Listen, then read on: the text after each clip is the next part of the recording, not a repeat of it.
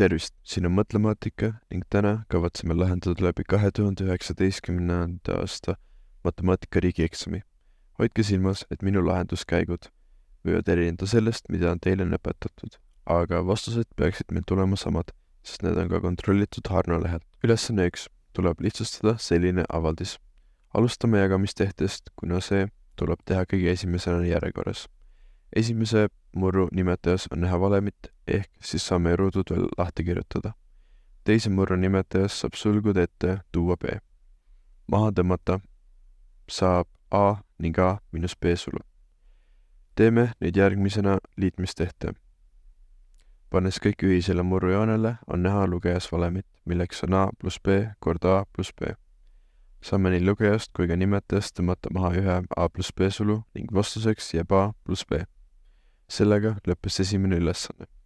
Ülesanne 2. Kinos näidati eelmisel nädalal 2D ja 3D filme.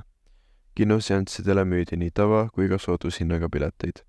Kõikidest kinokülastajatest 60% vaatas 2D filme ja neist omakorda 20% ostis sooduspileti. 3D filmide pileteid müüdi kokku 1100. Neist 25% olid sooduspiletid. Kui palju müüdi kokku eelmisel nädalal 2D ja 3D filmide sooduspileteid. Kui 40% moodustas 1100 piletit, siis 60% oleks otsitavaks ehk X-iks. Teeme ristkorrutise ning saame X-i väärtuseks 1650. Et leida 2D filmi sooduspiletite hulk, korrutame selle arvu 0,2 ning saame 330. 3D filmi sooduspiletite hulga ehk 1100 korrutame 0,25 ning saame vastuseks 275. Kuna küsitakse palju kokku müüdi, liidame need vastused ning saame lõppsummaks 605 sooduspiletit. Sellega lõppes teine ülesanne. Ülesanne 3. Lahendage selline võrratus ning leidke selle võrratuse kõige väiksem täisarvuline lahend.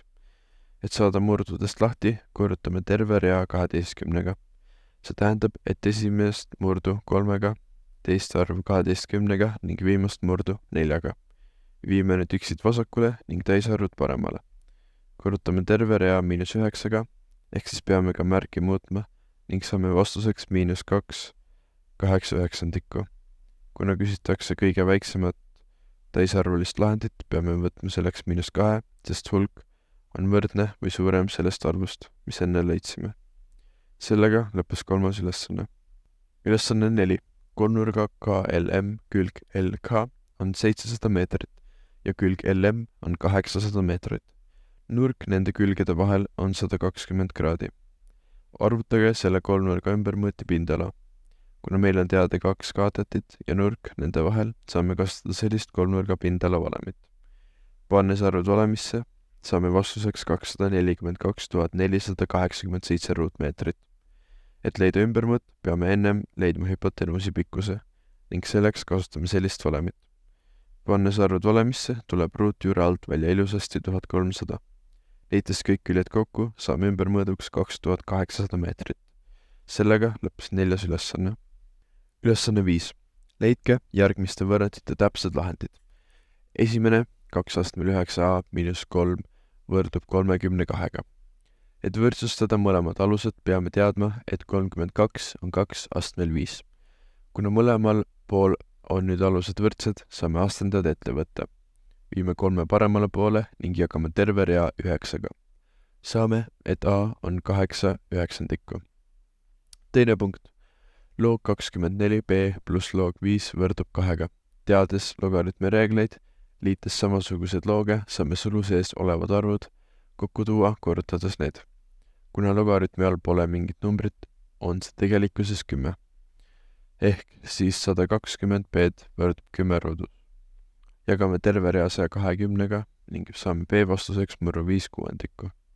Kolmas punkt. Sulgudes 2 jagatud 7c-ga astmel -1 võrdub ruutjuur 3, astmel 11 jagatud 3, astmel 9-ga. Saame astendajast lahti pöörates murru ning sama alusega jagades lahutame astendajad ehk siis sinna jääb 3 ruudus.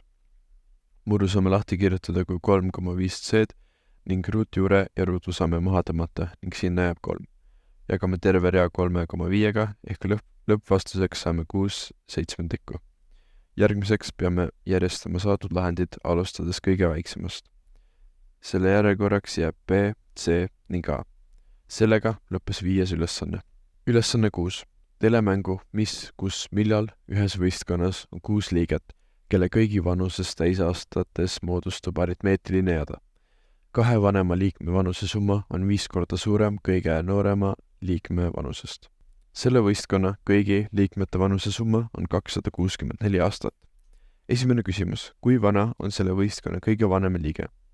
Selleks peame algsed liikmed märgistama. Kui esimene liige on A, siis teine liige on A plus D, kolmas liige A plus 2D ja nii edasi. Tegu on tüüpilise aritmeetilise jada ülesandega. Me saame teha võrrandi, toetudes sellele, mis tekstis öeldi, et 2 vanima liikme vanuse summa on 5 korda suurem kõige noorima liikme vanusest. Teeme sulud lahti ning viime 2 A-d paremale poole. Jagades terve rea 9-ga saame, et D-väärtuseks tuleb A jagatud 3-ga. Järgmisena öeldi, et kõigi liikmete vanuse summa on 264 aastat. Liidame kõik A-d ja D-d kokku. Kuna meil on olemas D-väärtus, saame panna selle tähe asemele. Liites A-d kokku saame neid 11. Jagame terve rea 11-ga ning saame, et A väärtuseks tuleb 24. Nüüd saame leida D arvelise väärtuse, milleks tuleb 8. Nende 2 väärtusega saame välja arvutada kogu liikmete vanused. Esimesena küsiti kõige vanima liikme vanust, milleks siin on 64. Teine küsimus, mis on selle võistkonna liikmete keskmine summa, liites kõik vanused kokku ning jagades liikmete summaga saame vastuseks 44. Sellega lõppes 6. ülesanne. Ülesanne 7. Karbis on 32 väliselt ühesugust kommi. Osa neist on pähklitäidisega, ülejäänud on marjatäidisega. Tõenäosus, et sellest karbist saada pähklitäidisega komm on 0,25. Esimene küsimus. Mitu pähklitäidisega ja mitu marjatäidisega kommi on karbis? Et leida pähkliomad, korrutame 0,25 kogu ehk 32-ga ning saame 8. Seejärel saame tervest lahutada pähkliomad, et leida marjakommid, milleks tuleb 24. Teine küsimus. Kui sellest karbist võtta korraga 2 juhuslikku kommi, siis kui suur on tõenäosus, et mõlemad kommid on marjatäidisega? Me teame, et algselt on marjatäidisega 24 32-st ning siis on alles 23 31-st. Me korrutame need ning saame vastuseks ligikaudu 0,556. Kui suur on tõenäosus, et mõlemad kommid on erineva täidisega? Ühe variandi puhul võtame esimesena pähklitäidisega ning siis marjatäidisega ning teise variandi puhul enne marjatäidisega ja siis alles pähklitäidisega. Liidame need tõenäosused kokku ning saame vastuseks 0,387 ligikaudu. Ning viimaseks, kui suur on tõenäosus, et vähemalt 1 komm on pähklitäidisega? Siin saab teha sellise tehte, et kogu 100% ehk ühest tervikust lahutame maha tõenäosused, et nii esimesel kui ka teisel korral võeti marjatäidisega komm ning vastuseks saame 0,444. Sellega lõppes 7. ülesanne. Kui teile meeldis see video ja oli abi, siis kindlasti likeige ning kui teid huvitavad sellised videod, siis kindlasti vaadake üle mu kanal. Mul on iga aasta jaoks tehtud üks kitsa ja üks laia riigieksami lahendusvideo. Kuniks järgmise videoni, näeme siis!